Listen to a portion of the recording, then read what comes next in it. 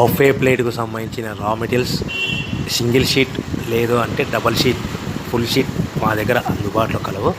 So ఎవరైతే మా దగ్గర కొత్త మిషన్ కొంటారో వారికి మాత్రమే రా మెటీరియల్ సదుపాయం కలదు.